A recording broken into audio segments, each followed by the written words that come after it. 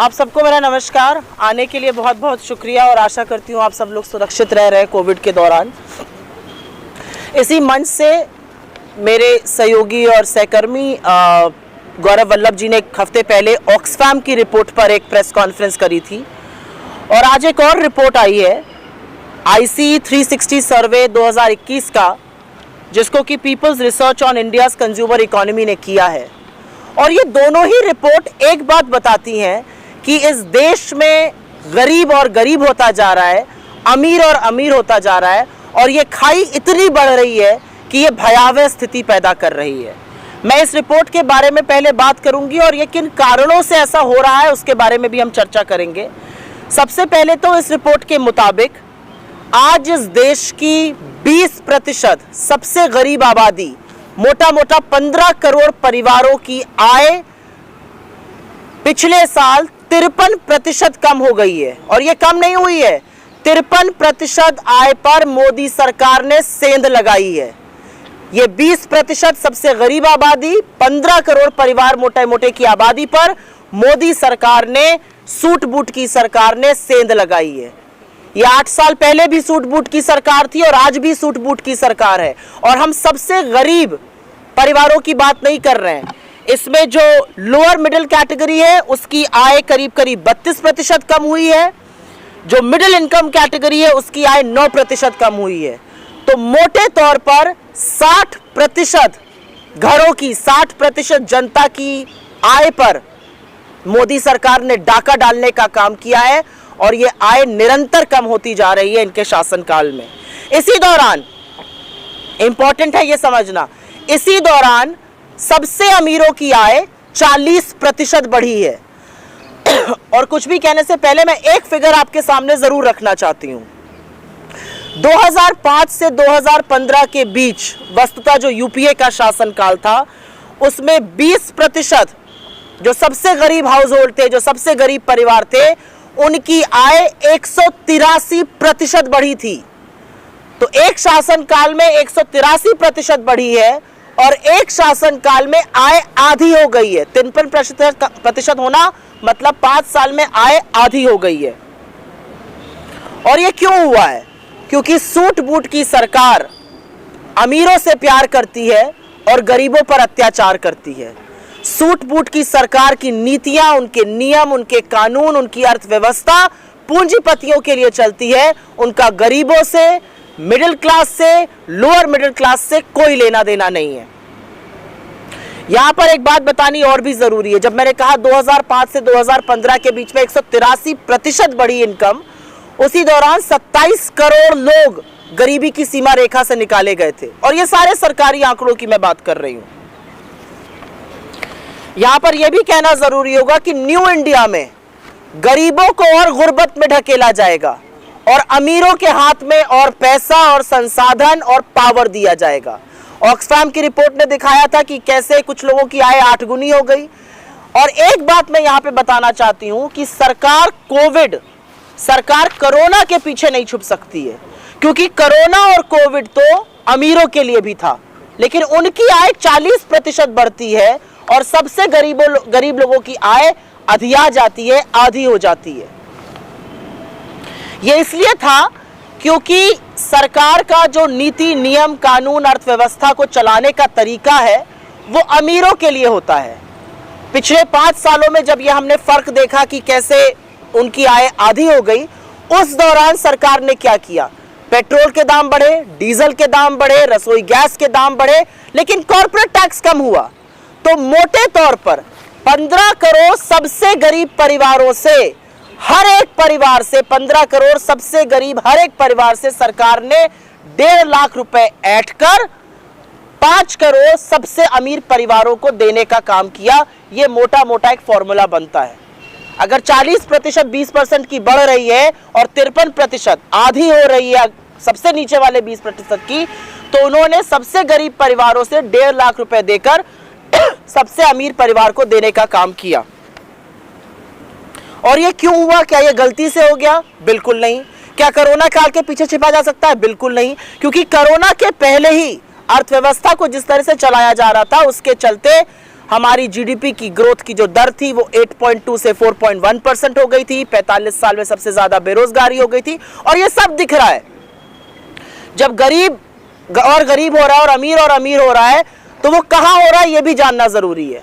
और ये आंकड़ा बहुत जरूरी है जानना, क्योंकि जो सबसे ज्यादा गरीबी बढ़ी है, जो 20% सबसे ज्यादा प्रभावित हुए हैं, वो ज्यादातर शहरी इलाकों में हुआ है।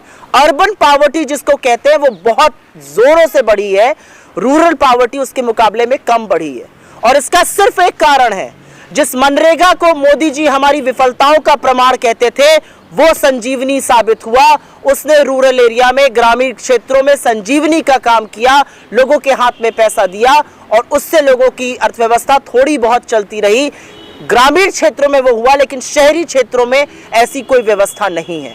और इसीलिए न्याय जैसी योजना की आज जरूरत है। हम लगातार कह रहे हैं, जिस दिन से पैंडेमिक शुरू हुआ है उसके पहले से हम लगातार कह रहे हैं, न्याय जैसी एक व्यवस्था की जरूरत है, जहां पर गरीब लोग जो प्रभावित है इस अर्थव्यवस्था की कंप्लीट रुइन से, उनके हाथ में पैसा डाला जा सके, उनका उपभोग बढ़े, निवेश बढ़े। लेकिन ऐसा सरकार नहीं करती है। और आज ये बात करनी इसलिए जरूरी है क्योंकि बजट में अब कुछ ही दिन रह गए, आज से 6 दिन बजट में रह गए, 6 से 7 दिन। और इस बजट का एक ही और सिर्फ एक केंद्र बिंदु होना चाहिए। इस बजट का केंद्र बिंदु होना चाहिए, इस बजट का सिर्फ और सिर्फ एक फोकस होना चाहिए, अमीरों और गरीबों के बीच में बढ़ती हुई इस खाई को पाटना, लोगों के हाथ में पैसा देना, लोगों को, गरीबों के लिए नीतियां और नियम और कानून बनाना। इसके अलावा बाकी जो अगर बजट होगा तो वो जबानी जमा खर्च की बात है। मैं ये भी कहना चाहती हूं, क्योंकि सरकार को सर्वे में बड़ा भरोसा है, एक सर्वे, और हम इस मंच से कहते हैं, एक नया सर्वे इंस्टीट्यूट करिए, ग्रॉस इकोनॉमिक मिसमैनेजमेंट इंडेक्स। ये एक नया इंडेक्स मोदी सरकार को बनाना चाहिए, ग्रॉस इकोनॉमिक मिसमैनेजमेंट इंडेक्स।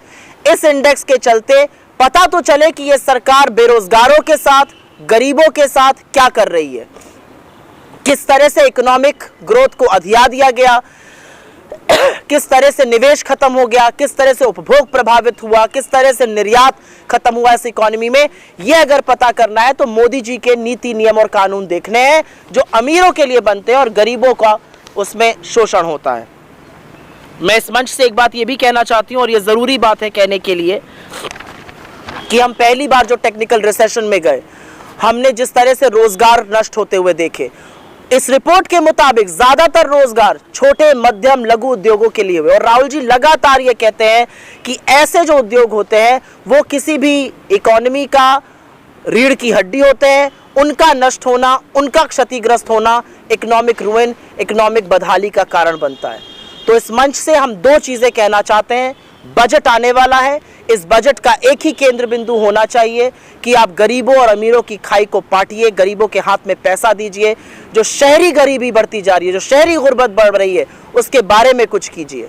सबसे पहले तो समस्या का समाधान ढूंढने के लिए, आपको समस्या का निवारण करने के लिए समस्या को एक्सेप्ट करना, उसको स्वीकार करना जरूरी है। लेकिन ये सरकार समस्या को स्वीकार ही नहीं करना चाहती है। जरा सी ग्रोथ आती है, आप 7.5 फीट अंदर चले गए थे जमीन के, अगर आप 8 फीट ऊपर भी आ रहे हैं तो आप आधा फीट ही ऊपर अभी आए हैं, उस पर तालियां होने लगती हैं, एक दूसरे की पीठ ठोकने लगते हैं। तो जरूरी है समझना कि गरीबों की सुरक्षा करी जाए। अमीरों के हाथ में, जो सबसे गरीब परिवारों से 1.5 लाख रुपए लेके आपने प्रत्येक परिवार के डाले हैं, उस व्यवस्था को खत्म कीजिए। सूट बूट की जो सरकार आप पिछले 8 सालों से चला रहे हैं, और आपने बदहाली के सालम पर ला दिया है कि आज इस देश के 20% आबादी की आय आधी हो गई है और 60% आबादी की आय 5 साल में सबसे ज्यादा कम हो गई है, उसके बारे में निवारण कीजिए। I will just very briefly make some points in English. I have largely used English and Hindi together, but first the Oxfam report and now the ICE 360 survey, which is done by the People's Research on India's consumer economy, has very categorically stated how the divide, how the deep fissures between the rich and the poor in this country are only widening. According to this report, for the last 20% quintile of India's population, which is about 15 crore households, incomes have dipped by 53% as compared to 2016.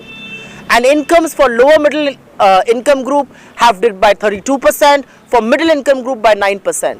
So on a broad speaking level, 60% of India is today earning less than what it was earning 5 years back. And this is one survey after the other showing this. So there's got to be some truth in how the income divide is widening. It is also important to point out here that for the 20% for whom income has halved under the Modi government, the same population saw their income surge by 183% under the UPA rule of 2005 to 2015, when we lifted 27 crore people out of poverty. But guess what? Whose income is going up? The richest 20% are richer by 39%. Their incomes have gone up by 39%. And survey after survey, report after report is showing that. So there really is some deep trouble in the economy. Because the suit boot sarkar, the people who only make policies for the rich and for the well-heeled, are only focusing on their wealth. We've seen how income divide is increasing in this economy, and so we from this platform suggest two things. Gross Economic Mismanagement Index should be instituted so that one gets to know how badly mismanaged the Indian economy is. Why is unemployment on the rise?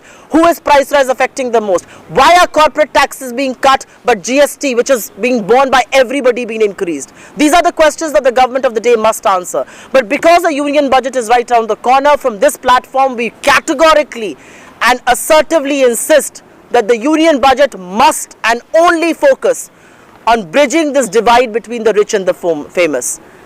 The union budget should only and only focus on increasing money in the hands of the poor.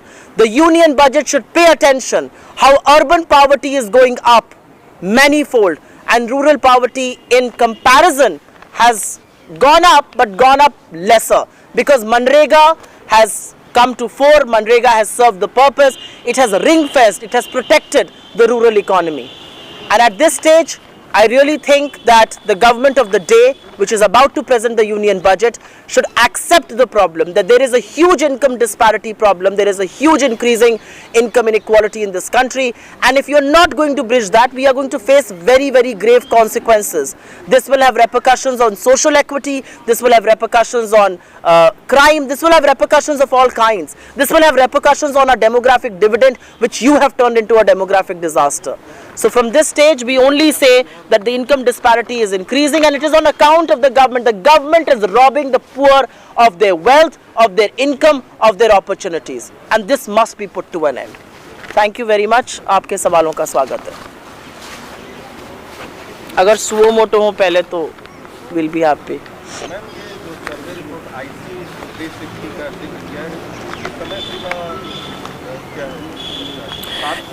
इन्होंने 2021 की आय का comparison वित्तीय वर्ष 2015-16 से किया है. तो 5 साल में हालत कितने बदतर हुए हैं, हालात कितने बदतर हुए हैं, वो कंपैरिजन है. 5 साल में सबसे गरीब 20% परिवारों की आय आधी हो गई है, जो यूपीए के 10 साल के दौरान 183% बढ़ी थी. 53% 5 साल में घटी है. यूपीए के 10 साल में 183% बढ़ी थी. मोटे तौर पर आज सबसे गरीब परिवार 5 साल में आधा कमा रहे हैं. और ये सिर्फ सबसे गरीब परिवारों पे बात आके नहीं रुकती है, ये लोअर मिडिल इनकम ग्रुप और मिडिल क्लास के ऊपर भी लागू है. 60% देश की आबादी आज 5 सालों के कंपैरिजन में 2015 से 2021 के कंपैरिजन में कम कमा रही है.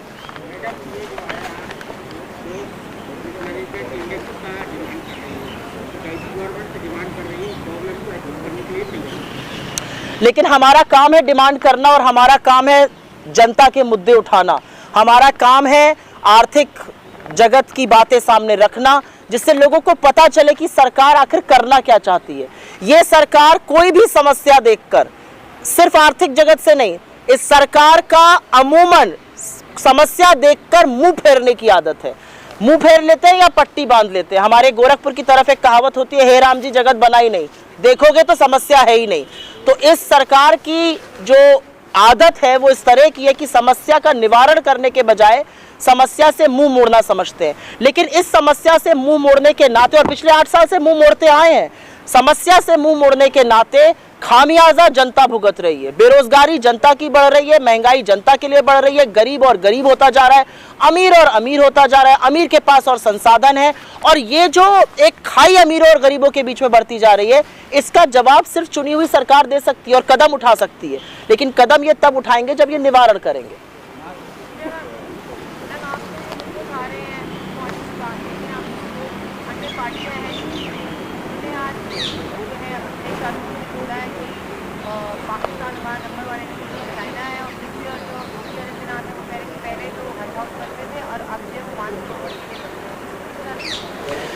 मैं एक बात कहूंगी इस मंच से और पूरी जिम्मेदारी के साथ कहूंगी, क्योंकि उत्तर प्रदेश से आती हूं।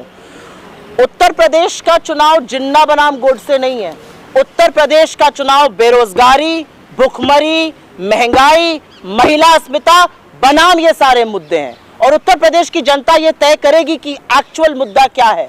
सच तो ये है कि जिस बयान का आप जिक्र कर रही है, ना मैंने वो बयान सुना है, ना मैंने वो बयान पढ़ा है, लेकिन ये सच है कि आज हमारी सरहद पर अगर पाकिस्तान, चीन और चीन के इशारों पे नाचता अफगानिस्तान हमारा दुश्मन है, तो हमारे देश के अंदर बेरोजगारी, भुखमरी, ये जो खाई अमीरों और गरीबों के बीच में बढ़ रही है, ये जो महंगाई है, और जिस तरह का लोकतंत्र को पर प्रहार किया जा रहा है, ये हमारे देश के अंदर भी बहुत बड़े मुद्दे और बहुत बड़े हमारे देश के दुश्मन हैं।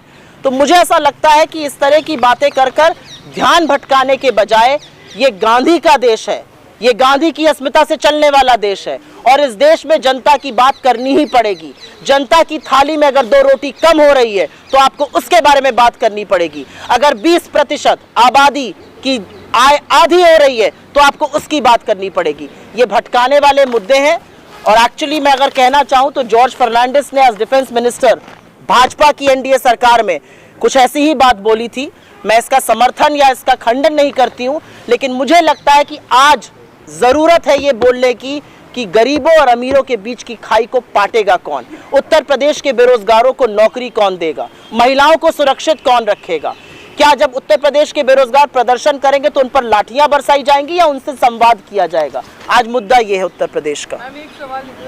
As NDA defense minister, he had said China is a biggest enemy. Sorry. Punjab के पूर्व मुख्यमंत्री कैप्टन अमरिंदर सिंह ने मैम कहा है कि नवजोत सिंह सिद्धू की पैरवी पंजाब से की गई थी, उसकी सरकार में मंत्री बनाने की, और इस बात से उन्होंने कांग्रेस की जो आला कमान है नेतृत्व में उसको भी अवगत करवाया था।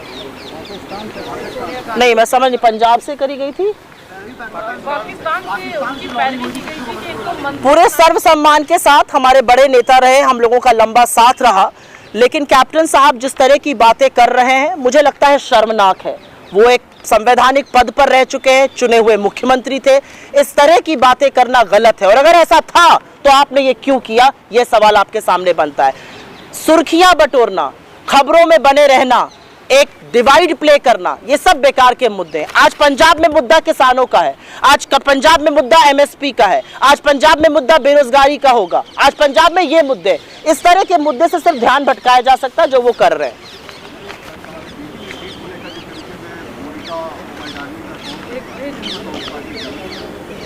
मेरा अपना मानना है कि कुछ ट्रेडिशन नहीं थे। मुझे ऐसा लगता है हमारा बड़ा गौरवशाली इतिहास रहा है, जो हमने अमर जवान ज्योति पर होते हुए देखा वो शर्मनाक है। वो शर्मनाक इसलिए है क्योंकि हमारे गौरवशाली इतिहास का हिस्सा है। हम में से हर व्यक्ति 50 साल से जलती हुई उस लॉ के आगे मुझे लगता है सर झुकाता है, और उसको एक्सटिंग्विश करके ये कुतर्क देना कि हम विलय कर रहे हैं, या आपने जो बीटिंग रिट्रीट की बात करी, इतिहास पर छाप अपने कामों से छोड़ी जाती है।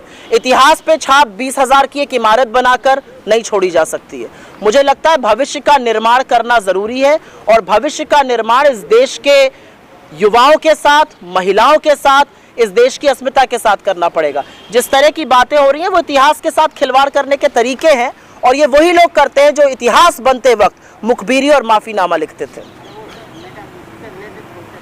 आई विल टेक अनदर क्वेश्चन। आप पूछ चुके हैं, मैं पहले किस क्या पहले मैं पूछ लेती हूँ फिर आती हूँ। I will come back to you.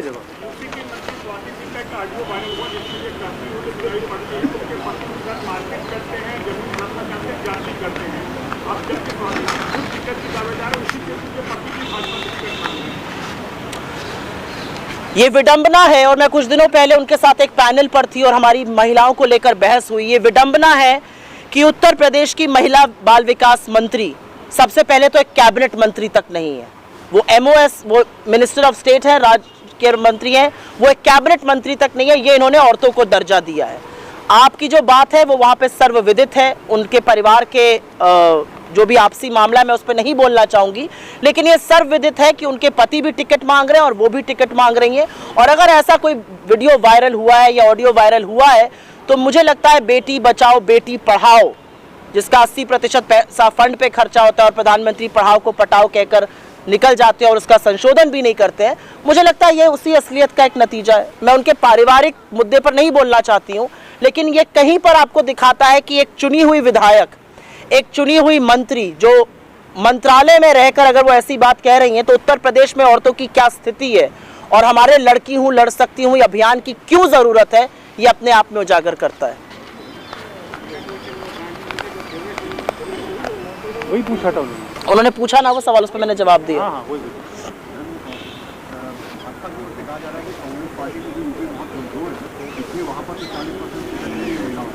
Punjab में 69, उत्तराखंड में 53 में, गोवा में 28 में 2, 10% भी नहीं दे पा रही है कहीं पर, सिर्फ एक यूपी में ड्रामा रखा था। मुझे लगता है और मुझे थोड़ा गुस्सा आता है जब लोग लड़की हूँ लड़ सकती हूँ को ड्रामा कहते हैं, इसलिए गुस्सा आता है क्योंकि ये सिर्फ एक राजनीतिक मुद्दा नहीं है, ये उत्तर प्रदेश की आधी आबादी की आवाज़ है, ये महिलाओं का मुद्दा, ये उन महिलाओं का मुद्दा है जो हाथरस, उन्नाव, लखीमपुर, शाहजहां नहीं दे सकते हैं।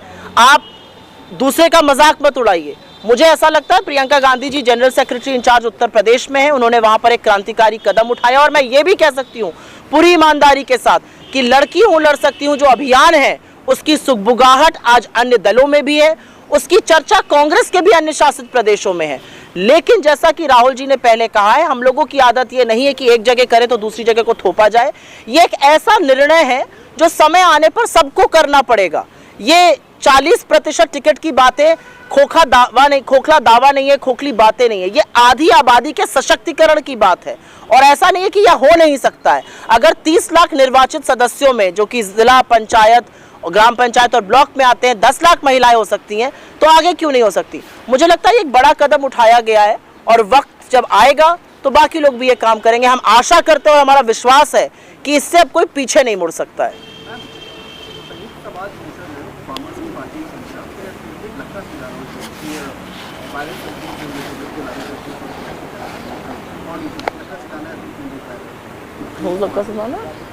Just accused in the year of violence on I don't want to comment on who's fielding whom. I think the question comes back to what this government is doing about the farmers.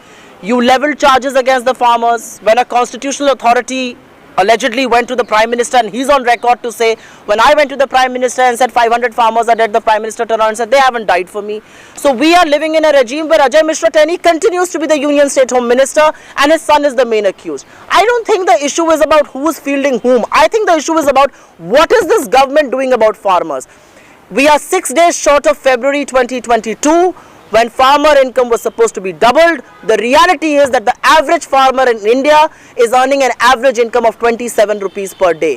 What is the government doing about it?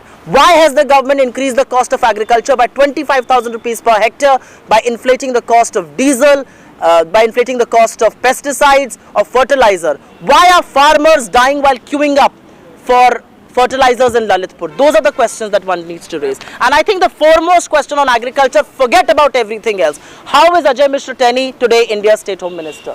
Aditi Singh लगातार हमलावर हैं गांधी परिवार पे भी और लगातार बयान दे रही है अलग अलग मीडिया माध्यमों से। उनके पति विधायक हैं पंजाब से, क्या उनके बयानों का असर उनके पति के टिकट की दावेदारी पर भी पड़ सकते हैं? कई मीडिया रिपोर्ट्स आई। मुझे ऐसा लगता है कि भाजपा इस तरह की चीज़ें करती है, ना हमारा चाल ऐसी है ना हमारा चरित्र ऐसा है। इंडिविजुअल प्रत्याशियों को उनका आकलन करके टिकट दिया जाता है। जिनका आप जिक्र कर रहे हैं वो शायद सुविधाजनक और मौका परस्त राजनीति का सबसे बड़ा प्रमाण है।